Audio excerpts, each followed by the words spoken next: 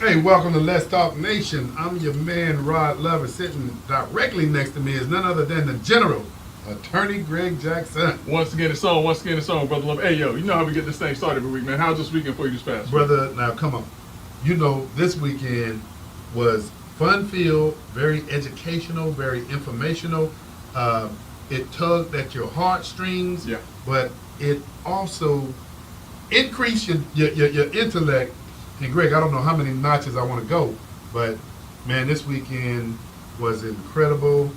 So where do we begin, man? Yeah, no, I mean, listen, so, you got this thing where you just kind of give people a taste and you don't let them know what you're talking about. So now we got to let people know what you're talking about. So, this past Friday just kind of kicked off, the music festival for the weekend, which is the Heart and Soul Festival, the fourth annual Heart and Soul Festival this past weekend. But on that Friday, no storm could prevent, no hurricane could stop the Black Man documentary, which was actually directed, produced by John Covington, all the way from Muskogee, Michigan, talking about the stories of black men and sharing that with Orange County. And I'm happy to say that. Well, more than Orange County. I ain't finished. Okay. I'm happy to say that FEC, the Florida Economic Consortium, actually hosted, presented the Black Man documentary in conjunction with a number of organizations. What if people don't know what FEC, who FEC is? I literally just said Florida Economic Consortium. Okay, man. You got me because I'm speeding because it was so great. Man, okay, I take it back because. Well, listen, but the other part though, the Florida Economic Consortium is a nonprofit organization that helps to bring resources or make communities aware of resources throughout the community, and so FEC was there and allowed the Black Man documentary to be presented here in Orange County at a A1 class venue, which was the Orlando Art Museum, and listen, Brother Love, it was, listen, kudos, hats off to FEC under the direction of my good friend, to my right, Brother Love. Thank you, sir. And putting all of that together and allowing the folks to see the Black Man documentary that is being shown across the country. You're right. Across the country. I think the next stop they said is LA, right? You're right. And Greg, what a time that we had. And I mean, I can't let you give me all that without throwing something back at you. But one of the things I'm going to throw at you first is you said you can't tell people all that, man, without telling them what you're talking about. Well, you taught me about developing these cliffhangers to put people on. Now you, Hey, brother, but nobody moderates like you, brother. No, I appreciate that. I mean, let me lay it out for everybody. There was a great reception. We had Ole's that did the catering services for this. I wouldn't know. Oh, because we were working. Yeah. I heard the food was great. It looked good. It smelled good. I don't know how but I'm sure it tastes good. But Clover. Now, Greg and I didn't get a chance to eat anything. Not a morsel. So I'm wondering, do we get a what do they call it? Something. A gift tray or something? A sampler or something. Yeah, something. Yeah. But I heard that the food from Ole's was excellent, and I already know it is good. But then we also had Jared Armstrong, one of the saxophonist, vocalist. I thought he tap danced for a minute. I thought he was doing everything out there, man. The brother's bad. No doubt, the brother's man. bad. No doubt. But now I will say this, Brother Love. In prepping for the event, everything about the event, I thought it was just going to be black men. Now I was very, maybe pleasantly surprised to see that there were women in attendance, and those women had an opportunity to not only listen to but to also participate in a conversation about black men. Yeah. And so that was, and not just women, but young men. The youth were in attendance, and Brother Love, every time something is done, and in particular, anytime you put something together, you never forget the youth, the young people that have to hear and have to be a part of what's taking place in this community. So, Greg, it was so moving. But then I also want to let people know that don't let the title fool you when you look at the Black Man documentary to think that it was exclusive to black people. No, it was not. Greg, one of our special guests, who also, unbeknownst to him, received an acknowledgement award, was Representative David Smith. Representative David Smith, who has been a great partner to the Florida Economic Consortium, that has worked diligently, man. When you talk about the things that he's advocated for with development of relationships with law enforcement and local communities that have historically had an issue of trust. Yeah. Representative David Smith has been Johnny on the spot Yeah. in being an advocate and supporting initiatives such as that. But then also Representative David Smith has been a champion for responsible fatherhood, and that's in Seminole County. Yeah.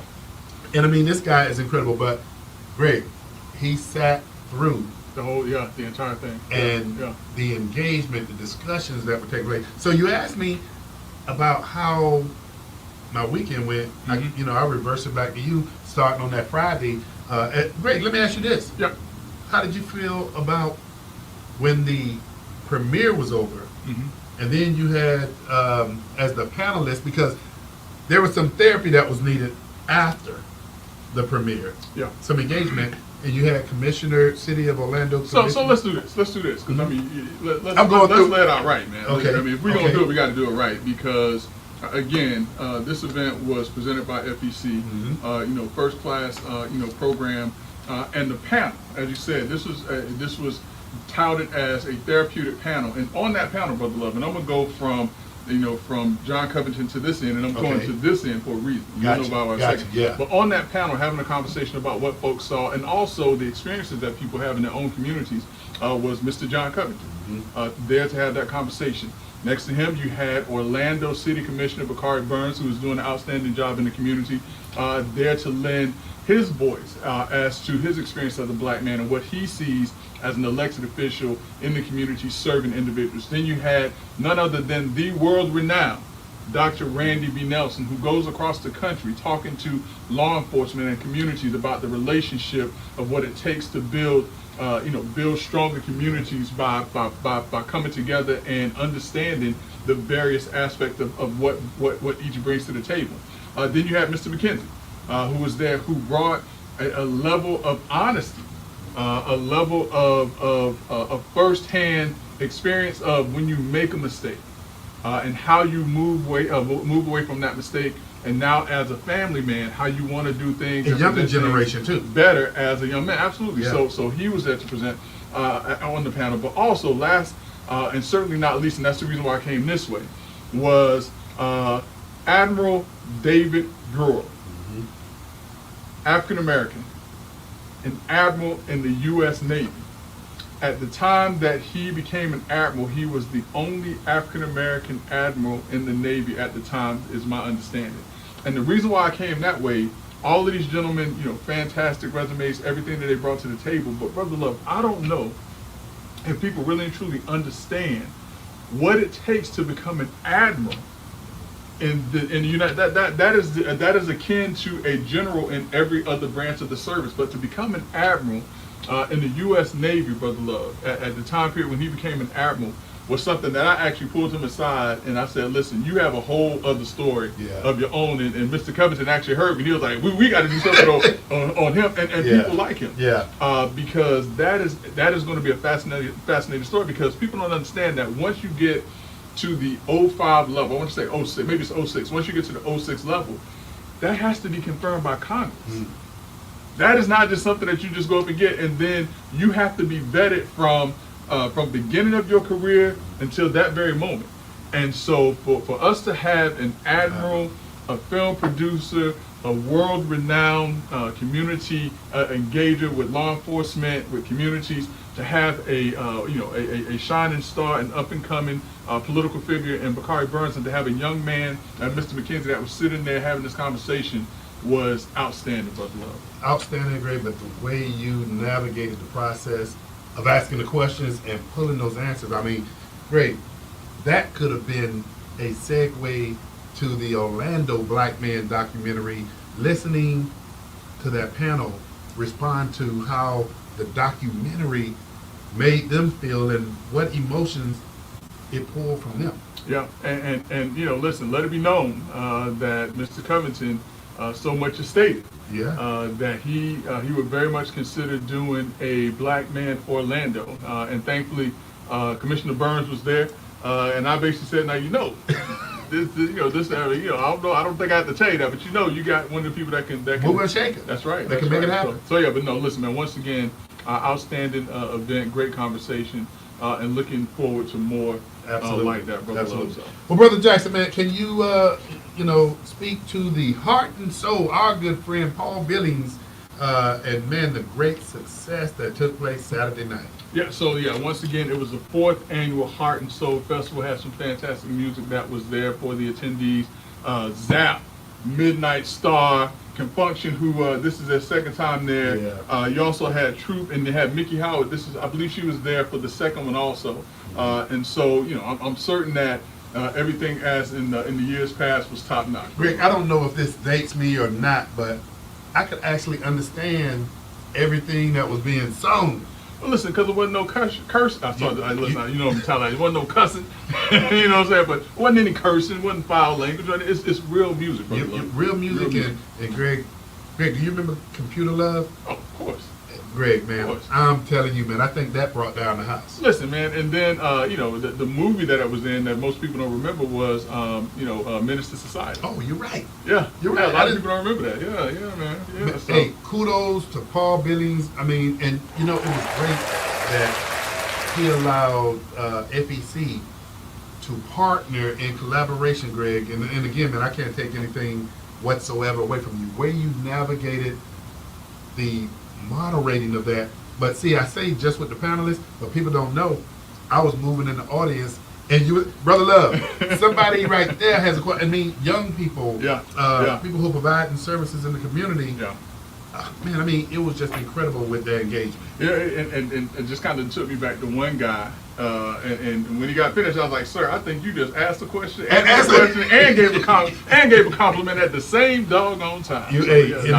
Yeah, I mean, listen, it was that type of conversation where a lot of times when people go places, they don't feel comfortable opening up about certain issues in the African American community. And this was one of those times where people felt very comfortable with having the conversation about Black men. Well, I'm going to tell it, Greg. That individual was Mr. Morgan of Morgan Ministries, that is a youth violence prevention service provider. And he actually brought about 4 or 5 young men with him. Mm-hmm. And again, as you mentioned, I was moving around getting questions from the audience, but he asked and answered and gave a compliment. So that was great. But hey, man. So Greg, what else do we have, man? Oh, Mexican. Listen, brother, when we talk about African American communities, and we're gonna touch on this a little bit more than what I think people want to. And I'm gonna tell you right now, my mom, listen, she about to be mad at me. I'm just gonna say it right now. She's gonna be mad at me because Obama got out there and he said some things that I'm not very happy with, and it's a lot of other African American men that aren't happy with it because it's the same thing that we keep hearing. And we'll talk about that in a little bit. But election day, Brother Love, we've been waiting for this time period now for 4 years.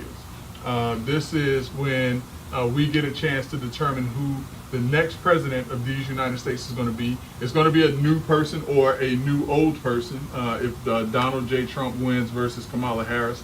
And so this is going to be a very pivotal and important election. I like the way you slid that in. What's that? It's going to be a new person or a new old person. Okay. You see what I'm saying? So yeah, it's going to be one or the other. But let's talk a little bit about locally Orange County. It's probably the same across the country with other communities. So early voting starts. We want you all to understand this. Early voting starts October 21st.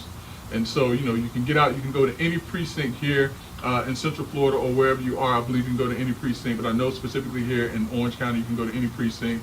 And that's from that's from October 21st to November 3rd. Mm-hmm. So please, ma'am, sir, get out and vote. If you have a young person who has just gotten their voter's registration, please take them out to vote. You have 2 weeks to get out and go anywhere. Now, if they miss that time, they have to wait until November 5th, and you have to go to your designated precinct. The other thing too, Brother Love, is that in addition to that, that the deadline for vote by mail ballots is going to be coming up soon. I want to say it's the 17th of October, so if you have not gotten your vote by mail, you have a little bit of time to request your vote by mail. That's for any of you all who have students who are out of town, outside of the county, that they are domiciled, that is their home address. For instance, my daughter, who is up on the highest of 7 Hills, if she's going to vote by mail, she has to request that by the 17th of October, I want to say. But Brother Love, there's also, in addition to these deadlines, there's some other things that's taking place with the supervisor of election, with monies to help educate people about, getting out to vote and different things like that. And by that I mean none other than our supervisor of elections, Mr. Glenn Gelzine. Absolutely. Greg, supervisor of election Glenn Gelzine has put into effect, and Greg, we can't trace this anywhere else in the country. Hold on. You know what? What's that?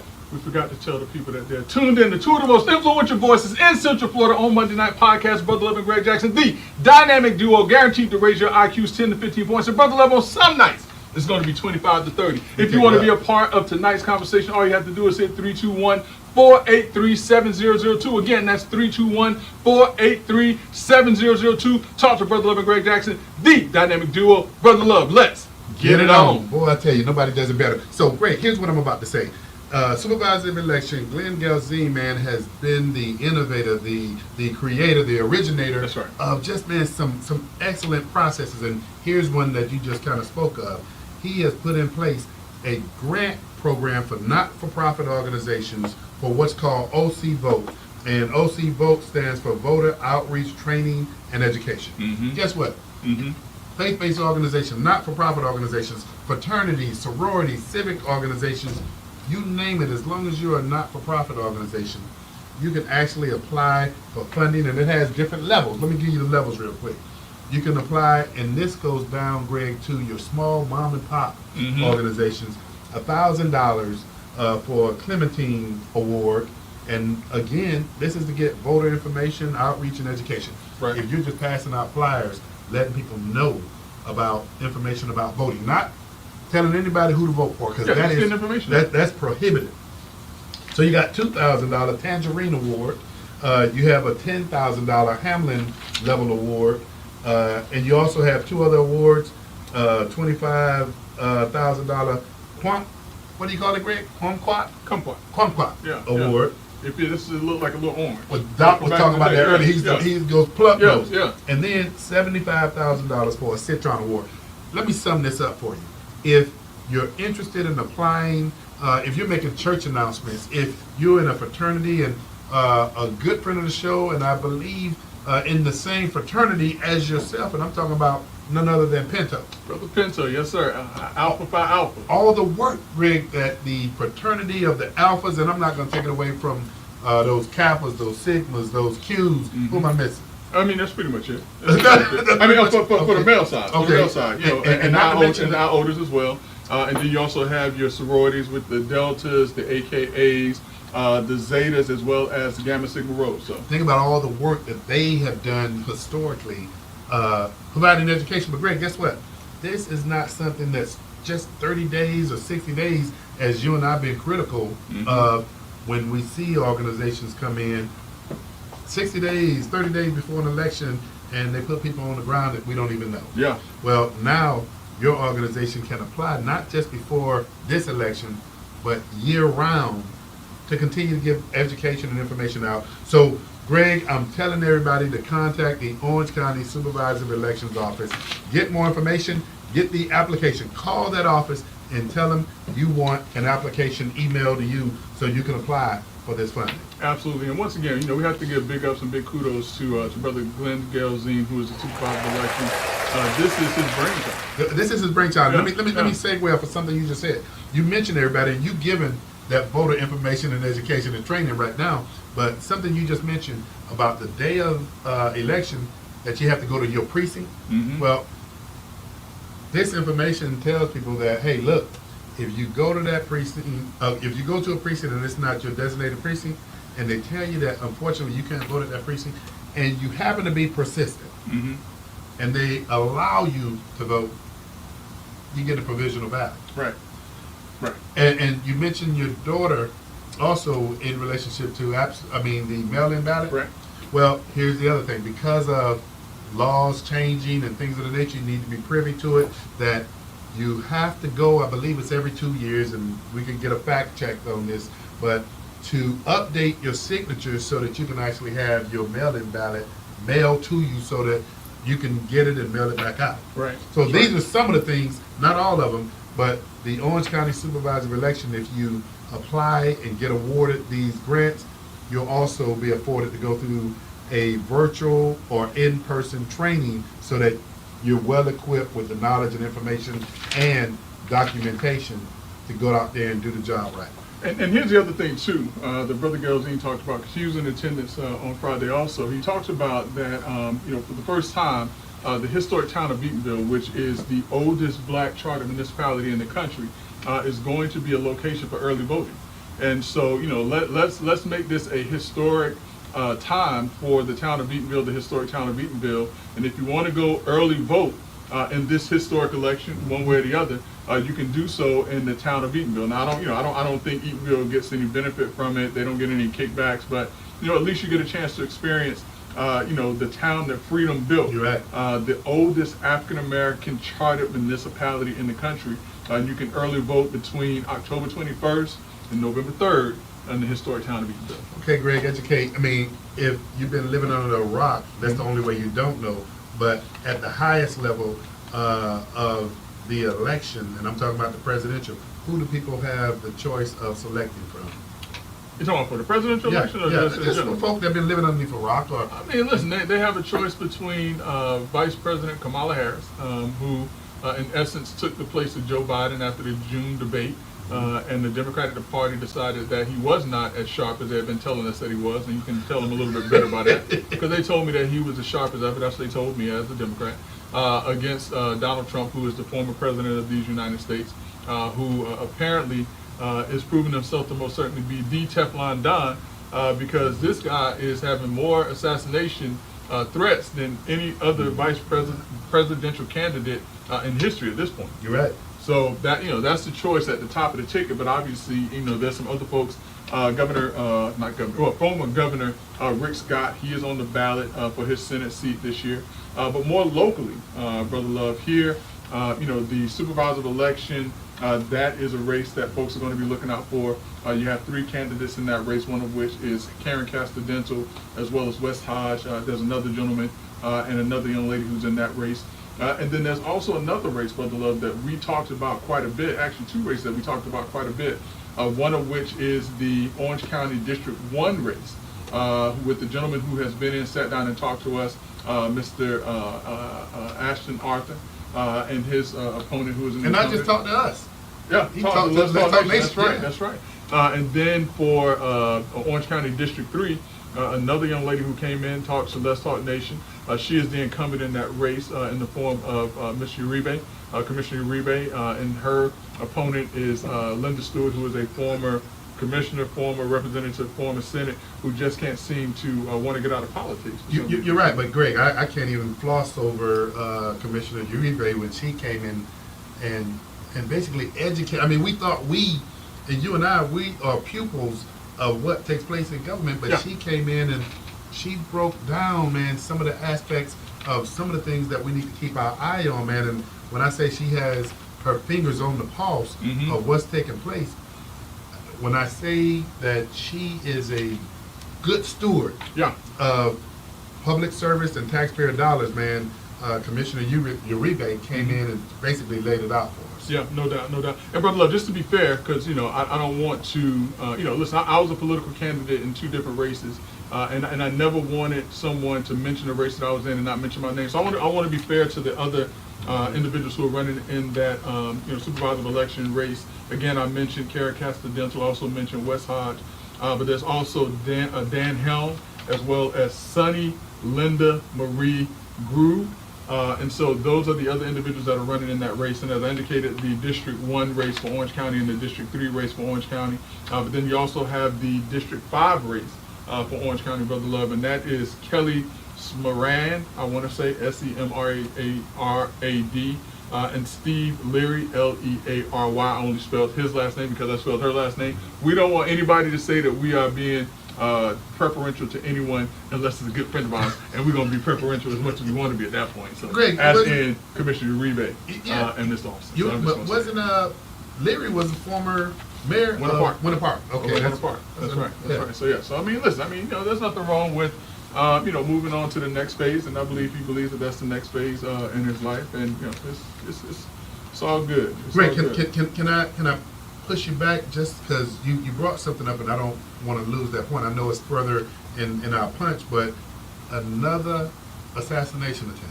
So you don't want to push it. You don't want to bring it up, but then you're gonna bring it up. I What had you want to do now? Well, I want to talk. What you I wanna- you want wanna to push talk it about back, that. or I you want to wanna talk about it now? I want to talk You about want it it right now? Yes, sir. Right now. Right now. This minute. It's hot.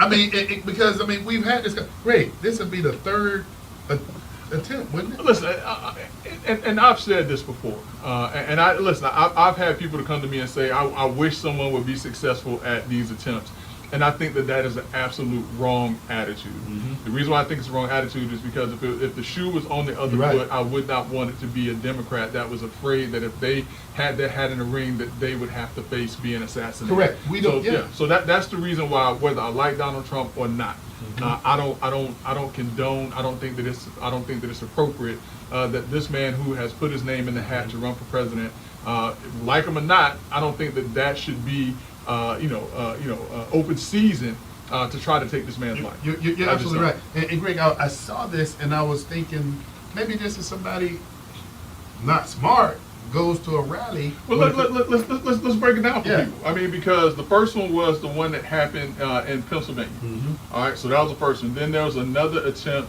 that happened. Was it in Georgia?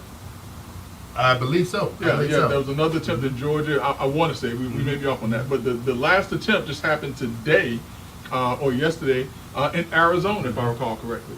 And so what it was is that he was in a rally, and approximately a quarter mile from the rally, they had like different checkpoints. Thankfully, I guess.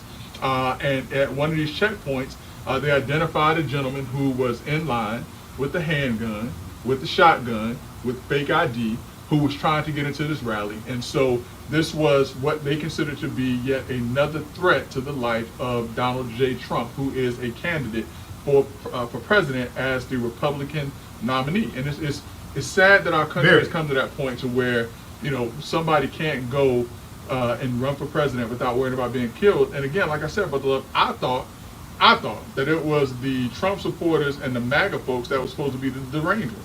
But right now it seems that it's the Democrats who has the yahoos, because each one of these individuals, to my understanding, were either Democrats or supporters of Democrats that's doing this. And I don't think that there's enough to decry what's taking place. I know that Joe Biden, thankfully, and even Kamala Harris has stepped up and said this has no place in politics, which I 100% agree with. You're absolutely right, Greg. And I don't know what it's going to take, man, to just even stop this kind of behavior. This guy was in line, Greg, with a shotgun. Yeah. And then I read something more that he had a high velocity Yeah.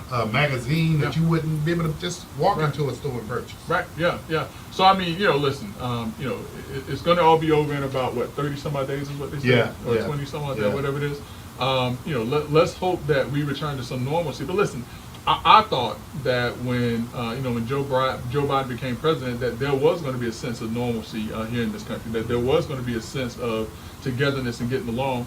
But over the past 3 years, it seems as if we are still divided in this country, and divided even more so than we have been ever, to where political candidates' lives are being threatened, or at least in one party, a political candidate's life is being threatened because he's running for president. Great. Let me ask you this: do you believe that? Because you and I, we've seen, witnessed, and everybody's kind of heard this. But do you think that friends and family members who have become divided based on how polarized this is? Because you got family members that don't talk to each other anymore because of the differences of their political views.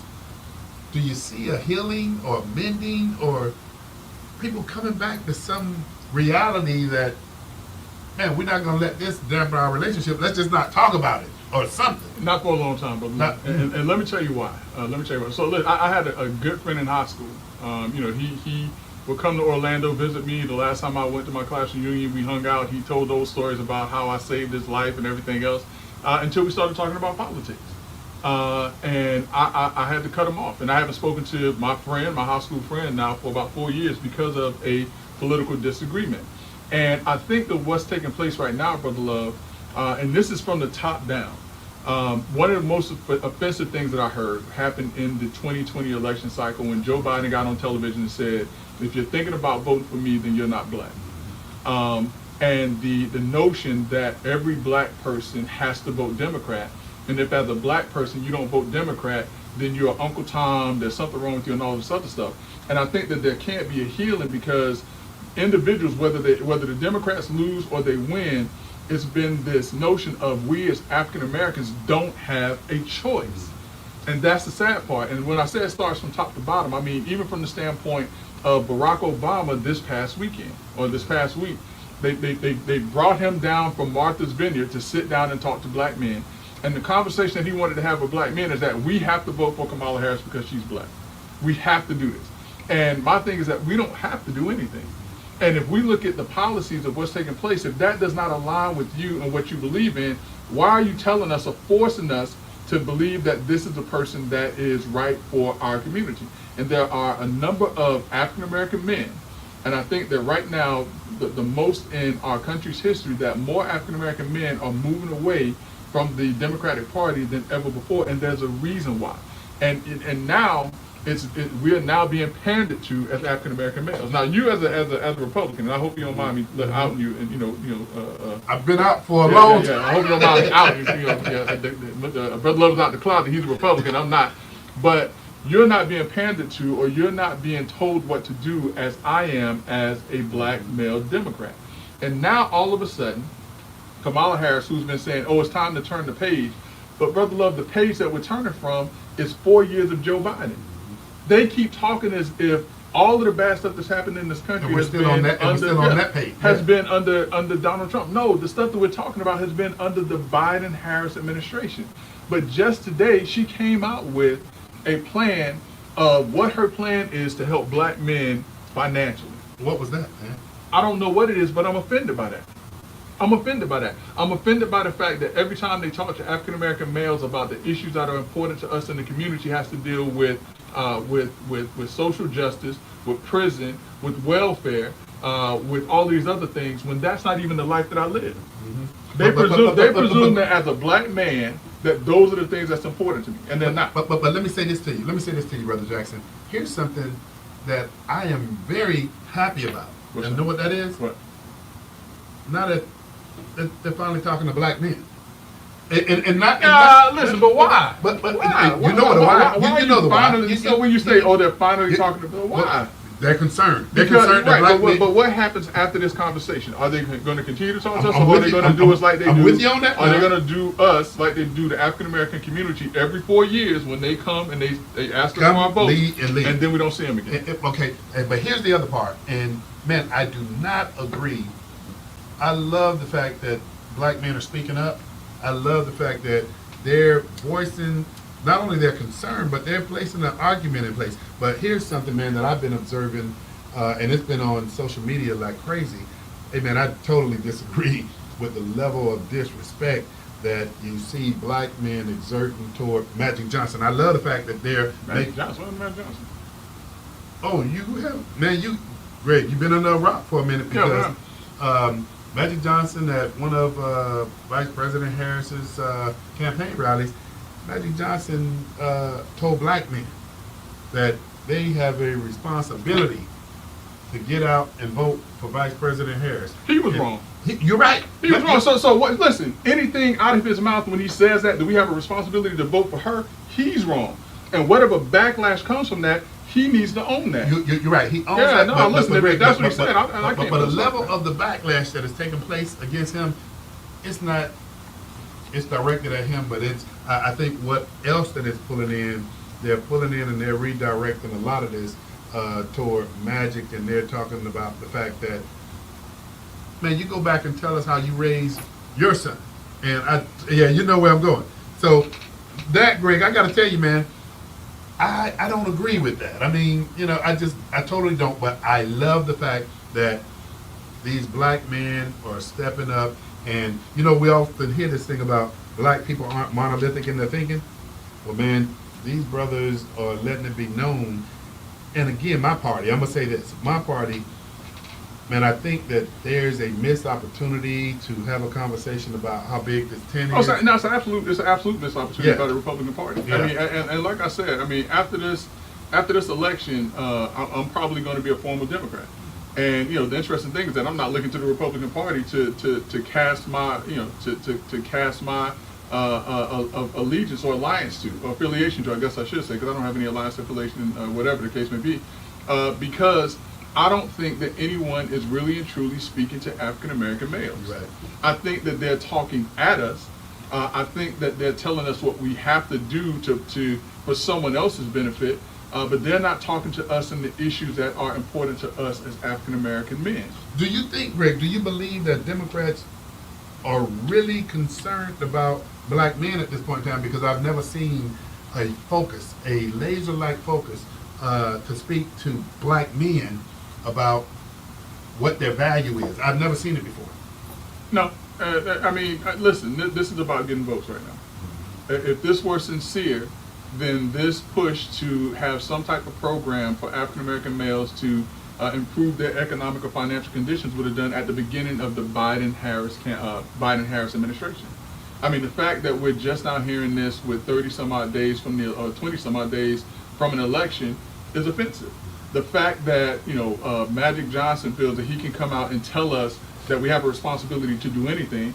The fact that Barack Obama comes from his mansion in Martha's Vineyard to talk to us and tell us that we have that we have to vote for Kamala Harris for any reason is offensive. The fact that Democrats, white Democrats, are telling black men that they are not black because they do not agree with and do not want to support Kamala Harris is offensive, because what you're telling us is that we have no right to think for ourselves.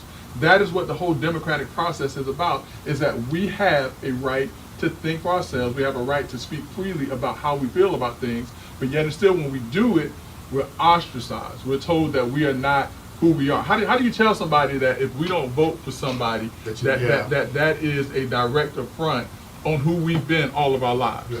Greg, so what do you think the outcome is going to be for the interview with Charlemagne and the Vice President that's coming up here pretty soon? Why is it so important to go sit down with Charlemagne now? It's not. I mean, his audience is not the audience that she needs to be touching. His audience is who she's been talking to for the past, well, how long has she been the nominee now? That's his audience. That does not change anything. Since July. She needs to be talking to the individuals who are still asking the question of who is Kamala Harris. She needs to be talking to the individuals who are asking the question of why is it that your positions have changed. She needs to be talking to the individuals that are asking the question of when you were border czar, why did things fail? She needs to be talking to the individuals and explaining to them why under the Biden-Harris administration inflation went up. Why under the Biden-Harris administration gas prices are going up? Why under the Biden-Harris administration food prices are going up? And why is it that just now you are starting to want to come up with a program that's going to benefit black men when there was, and there's an interview from her where she says that she can't do anything for one in particular group. Why would she do it? That was her words. Why would I do anything for one in particular group? Now she wants to single out black men because why? Because someone has told her that black men are fleeing the Democratic Party because we feel as if we are not respected. And I'm just going to say it. I mean, you know, black female voters, y'all feel how you want to feel. You know what I'm saying? That's how you feel. But I'm going to say, as an African-American male, I feel that I've been disrespected far too long as a Democratic black male voter. We'll definitely see what's going to take place. Greg, this is a perfect segue to the VP debate. Oh. Yes. Oh. Yes. So what do you think? I mean, what do you think about that? Listen. Was there any yards or any ground made up in that? There was some. No, there was some. There was some, and there was some things that were revealed in that vice presidential debate. You know, there was some eye-opening things that we needed to see about both candidates. Mm-hmm. And I will say this: that vice presidential debate was the level of debate that we needed to see for the president, for the presidential debate. They were civil. They were respectful towards each other.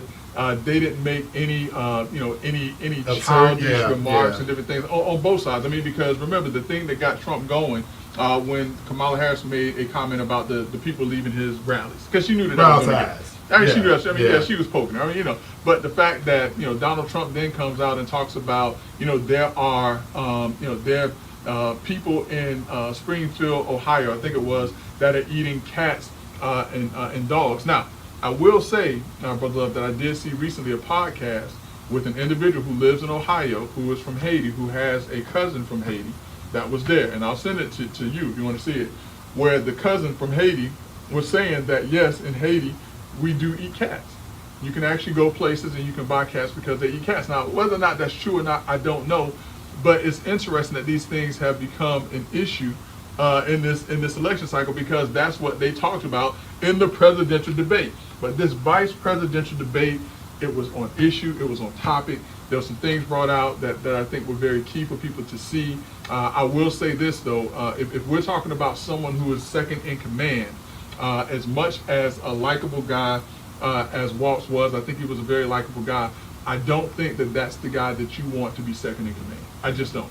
Vance, like or don't like him, I thought that he was very poised. I thought that he was very well thought out. I thought that he carried the pail for the Republican Party, and I thought that he did a very good job. Even to this day, Tim Walz is still making errors and faux pas. That he's just not the guy. But I didn't like him when they announced him. Mm-hmm. I thought that there were other people, just like when they selected Joe Biden, I thought that there were other people that should have been the presidential nominee. Walz just does not have that vice presidential feel that we needed this time. So Greg, do you think that, I mean, I'm gonna just give you my opinion. I thought debate was more issues focused versus a lot of the absurdities. Yeah. I mean, and listen, J.D. Vance is quick on his feet, man. Mm-hmm. I mean, even they had rules to the debate, and when the commentators tried to fact check him, he checked them, mm-hmm. and so much so until they had to cut off his mic because he was getting in their behind because they had rules to this, and they were violating the rules. But when we talk about just sheer issues, a command of the issues, and understanding of the issues, I think that J.D. Vance did a very good job. Where Tim Walz did very well, he backed J.D. Vance up against the wall when he talked about the election, who won the election. But Vance, being who he was, he basically said, listen, you're talking about something that happened 3 years ago. Let's talk about the issues that's supporting the people now. Let's talk about people's free speech being assaulted under this administration. Let's talk about the gas prices. Let's talk about the food prices. And I think that he brought it back, to what the issues were. But both of them, Brother Love, to their credit, and I cannot, I cannot say this enough, but both of them had the respect for each other, had the respect for this country, had the respect for the office that they're seeking to have, to say, listen, we can agree on some things. There was a certain decorum that you expect to see. Yeah, we can disagree on some things. Mm-hmm. But they were able to shake hands at the end of that debate. And I think that they could actually have a real meaningful conversation. That was the type of debate that we needed to see from the two presidential candidates. You're absolutely correct. Greg, I'm going to keep us rolling, man. Harris' husband, Vice President Harris' husband, was accused of something just recently. This is very interesting, and I don't know, if folks have heard about this. And, Let's Talk Nation, we try to keep you all up on different things. And, whether or not, I don't know if it becomes a real campaign issue or not, but it is of interest. Mm-hmm. And only because when Senator Harris sat on the committee for Brett Kavanaugh, and there was an allegation against Brett Kavanaugh that was unfounded, she basically said, I believe her. Basically saying that anything a woman accuses a man of doing, she believes the woman. And those were, in essence, her words. Brother Love, a woman has accused Vice President Harris's husband of assaulting her. It was a former girlfriend. They were at a hotel in Cannes, and she was speaking to someone. He got upset, and it's been reported that he slapped the woman across her face. That's the type of thing that and only because he's the first gentleman. They're touting him as the new sign of masculinity, a man who has stepped aside to allow his wife to be the vice president, which I'm still trying to figure out. You allowed your wife to be, no, your wife is the vice president. You didn't allow anything, the people elected her. But listen, this is the type of thing that, what's good for the goose is good for the gander. And if it is the case, Vice President Harris should be the first one to step forward and say, hey, listen, if this is true, my husband was wrong. I believe her. But we haven't heard that. It's been swept under the rug. by by legacy media, because they don't want you to hear that there is yet even more inconsistencies with this campaign. But when you talk about media, though, Greg, I think that opens up another whole can of worms in terms of the level of reporting that we witnessed and seen. I mean, I just, where do you get your news from is going to be the big question. That is a big question. And listen, if you're getting your news from Let's Talk Nation, all you got to know is that we're just giving you the straight news. Now, it may sound slanted to some, but it's only because I'm giving the straight facts. I'm not, as a Democrat, I'm not going to say, oh, no, listen, I want you to hear and I want you to understand what is being reported and make your decisions from there. Well, Greg, what's that famous thing you often say? No chaser? Oh, straight with no chaser. That's it. Yeah, That's yeah, it. straight That's shot, no it. chaser. That's Yeah, it. yeah. Hey, Greg. So, man, let me fast forward you. Man, these hurricanes, man. Hurricane Helene and Milton devastation. The state of Florida. The Big Bend area had to suffer through Helene. We just saw that, and the folks in North Carolina. Let's our thoughts and prayers continue to go out to the folks in North Carolina, parts of Georgia, because they're still without power, still struggling up in those areas from Hurricane Helene. And then 2 weeks later, Brother Love, the middle part of Florida is hit by a hurricane in the form of Milton, which became the fastest forming Cat 5 hurricane in history, is my understanding. Thankfully, it downgraded to a Category 3 by the time it hit the west coast of Florida. But the devastation that it caused on the west coast in certain and specific areas was life-changing for a lot of folks. And so, our thoughts, hearts, and prayers, go out to, the people in those areas who are, beginning a new struggle, who are continuing to struggle, from these storms. Greg, what about this famous phone call? What famous phone call? The phone call that was supposedly made to the state of Florida. So yeah, all right. So, but those who, some of you all may have heard, because this is, just even more faux pas coming from the campaigns. And so, while Ron DeSantis, who is the governor that has overseen multiple hurricanes here in the state of Florida, has put together a disaster relief plan here in the state of Florida that I think is exceptional for any state's governor. While he's preparing for a Category 4 or 3 hurricane to hit the state of Florida, apparently candidate Vice President Harris calls the governor of the state of Florida. The governor of the state of Florida does not take a call. He basically says that he didn't even know that she was trying to call because he was trying to prepare his state and his people for a disaster. And so Kamala Harris got on the news and she said that it was shameful that the governor of the state of Florida was politicizing, this storm, and was not answering her phone call because he was missing out on resources that could be given. The problem with that, Brother Love, yes, the phone call took place. Yes, Governor DeSantis did not know of the call, and even if he knew about it, he said he would not have taken the call because Vice President Harris is not in the chain of command for providing disaster relief. That is up to the President of the United States, which is still Joe Biden, as well as the head of FEMA, which Governor DeSantis was in close conversations and communications with. As a matter of fact, President Joe Biden came out and said that the governor of the state of Florida had his personal number and had spoken to him, and that he was doing a great job in preparing the state of Florida for the storm. And so that was yet another attempt to politicize an event that's taking place in the state of Florida unfortunately by Kamala Harris, because she was saying that Ron DeSantis was supposed to or should have taken her phone call. That was not the case. And so these are the types of things that I don't like, Brother Love. If the people are going to make decisions, let's make decisions based on actual things. And Ron DeSantis did not and was not required to take Kamala Harris's phone call. So that leads me to this question to you, man. And Greg, we've talked about this. Well, we're going on 7 years of actually, performing the show. Is it okay to politicize natural disasters? Absolutely not. Absolutely not. It should never be done. In this case, I think that there was a failed attempt to do so by a presidential candidate saying that the governor of a certain state did not take that person's call and was hurting the people of that state by not taking that person's call, when that person is not in the chain of command to direct resources to this state at all. So do you remember and I was going to call him a famous mayor of the city of Chicago, but Of he's not course. famous. But you remember who I'm talking about? That's Ron Emanuel. Yeah, Ron Emanuel. Yeah, you never let a good catastrophe go to waste. Those were the words of a Democratic political strategist, which, listen, it works. It works. I mean, if people did not know, if people really and truly thought that Kamala Harris was a person that controlled the purse strings, that controlled the resources that the state of Florida needed in order to respond to this disaster, then yeah, Ron DeSantis would be absolutely wrong, and he would have. But she does not hold or wield that power as the vice president. That is clearly the function of the president of these United States, which once again, Joe Biden, to his credit, said no.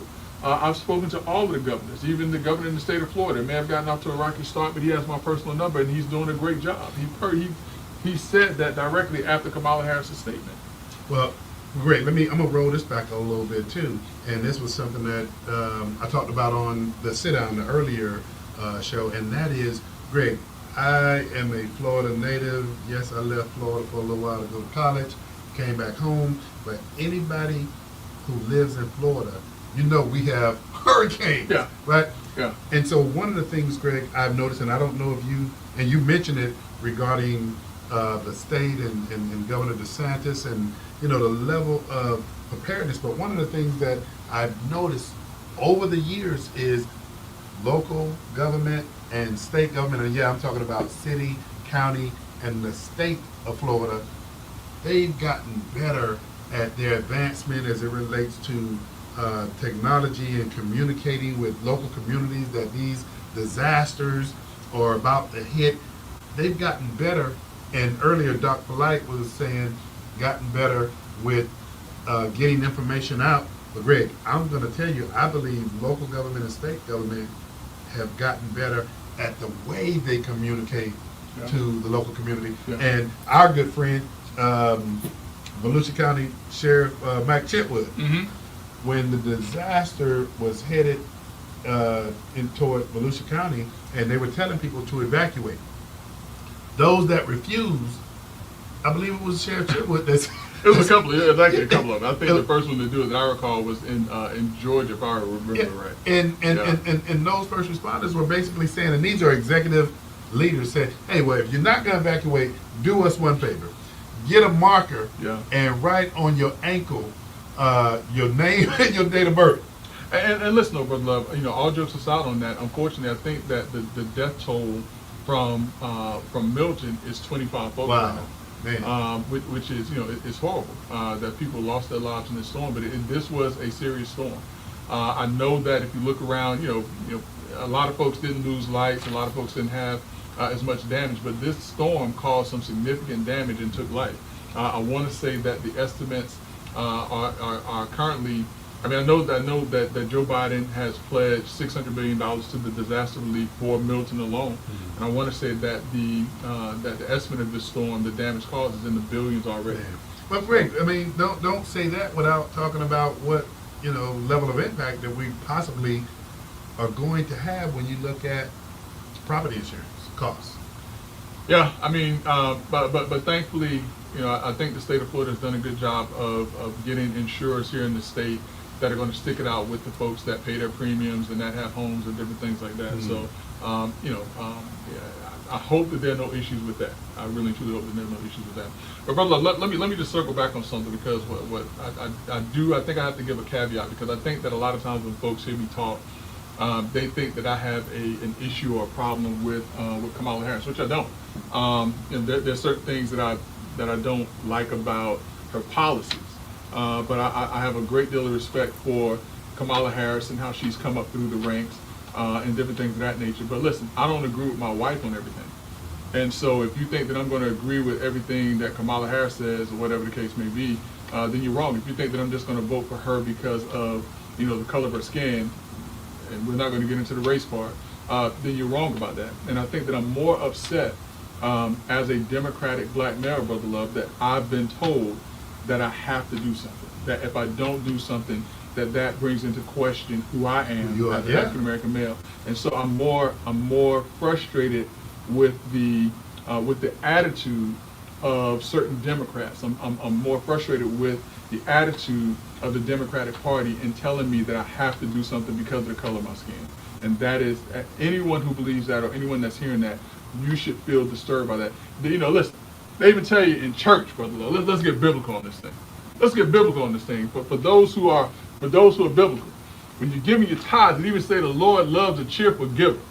If I'm going to give you my vote, you want me to be cheerful in giving you my vote. You don't want me going up in there mad and upset because listen, if I can't be cheerful in giving you my vote, don't be upset with me about that. You're right. You're absolutely right. Don't be upset with me about that. You have to understand that the place and the position that I, as an African-American male, and coming from the things that are important to me, the values that I hold near and dear to my heart, are not tied to a political party where that party can tell me what to do as if I'm in a communist country. Major issue is telling people, particularly black men, if you don't vote for a particular person, then you're not black. Listen, to hold a meeting to chastise African American men. I mean, listen, man, I'm very disappointed in Barack Obama. I'm very disappointed in D.L. Hughley. I'm very disappointed in Magic Johnson. To say that we have a responsibility to vote for someone because of the color of their skin, that is very disappointing to me. And anyone that says that, and I'm very disappointed in my white counterparts who are Democrats that have the nerve to say that if I don't vote with or if I don't agree with Kamala Harris, that brings into question who I've been for all of my life. That no one can take that from me. Greg, there used to be, and when I say used to be, I'm talking about a short period of time ago when people were saying and encouraging folk to actually get out to vote, and not, the focus was, hey, if you don't vote this way, you're not black. Yeah. Listen, and I'm going to say this again. It's important that we get out and vote. It was mentioned on Sunday. For communities who don't understand, politicians count votes. And when I say that, they look to see what communities turn out to vote. If they see that there are areas that have low representations in terms of the vote, more than likely you get less of the resources. So it's important that you go out to vote.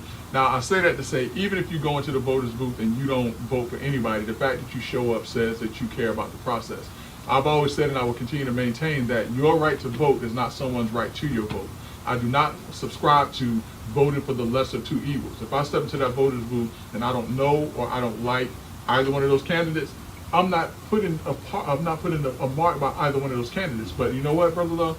That's why I'm a super voter, because I show up at every single election. I exercise my right to vote, and that's why people come. A lady came to knock on my door, on this past Saturday. Are you Mr. Jackson? Yes, I am.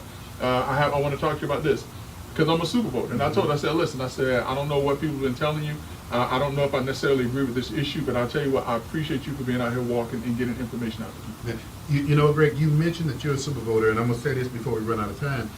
Something else that both of us have discovered, aside from individuals being super voters, Greg, do you realize that there are super voting churches there now that actually know and they're not, to my knowledge, not encouraging or telling the congregation who to vote for, but are polling their members from an education perspective of saying, how many people in my congregation are actually voters?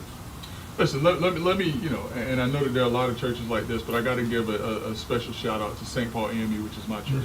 And in particular, Pastor Gerard Moss is the senior pastor there, but in particular, Brother Bobby Scott.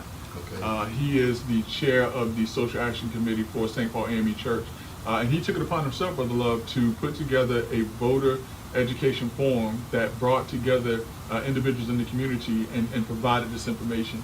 And so when you say that there are churches that are super voter churches, it's that type and that level of understanding of the importance of someone's voice in this process. And Brother Bobby Scott is a good man, by the way. But Greg, hey man, this has been a fantastic show. I got to tell you real quick before we run out of time, one of the best shows, man, that there was a guest co-host that was with you was one with Representative Bruce Anton. Yes, sir. And I love the dynamics that went on with that show. I love the voter information and education that went on, but I love the realness that took place with that show, brother. Yeah, listen, man.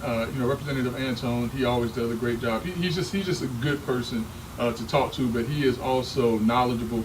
And if you all don't remember, he's also very entertaining. You're right. He gave it a shot with no chaser. Yes, he did. Hey, Brother yes, Jackson, man, I appreciate it. And until next Monday, brother, you do not have to go home. But you got to get out of here. Until next Monday at 7 p.m., join us for Let's Talk Nation.